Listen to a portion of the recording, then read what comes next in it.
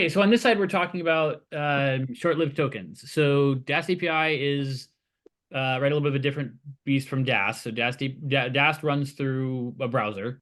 DAST API does not run through a browser. So for DAST API, you have to provide an authentication token. There's a bunch of ways to do that in the documentation. But if specifically you need to deal with a short-lived token, i.e. a token that may not be valid for the entire duration of the scan, then we offer a way to refresh that token during the scan. And that way is called an override command.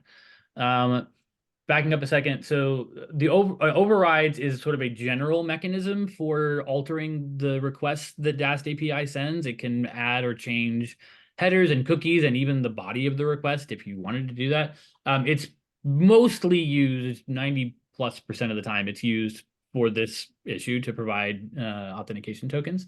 And if it's just a static token, you can just, well, a bunch of ways you can do it. You can put it in a file, and it can come in that way. But if you need to refresh it, then you need to regenerate that file periodically, and you do that with an overrides command. And then you tell it how often to run. So in this example, we're saying every 300 seconds, every 5 minutes, we're going to run this command, which here is a Python file, but it can be anything that can run on the image.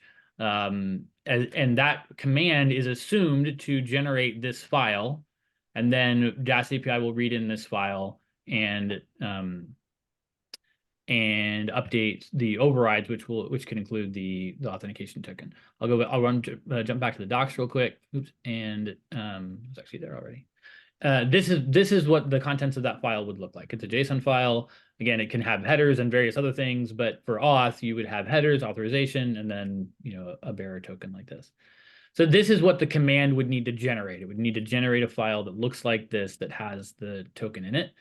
And the command is responsible for however you do that. In your situation, wherever you need to get the token from, this command, this script needs to get that token, put it in the file, and then DAST API will read that in.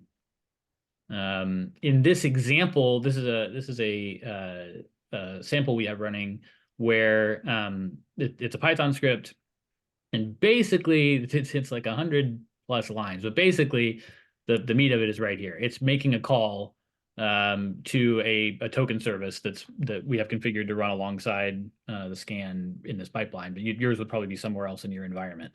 But you'd make a call to that, you'd get a token back, and you would insert that response into this structure, just like it's shown in the doc, and then you would write that structure out to your file, and then DAST API would pick that up.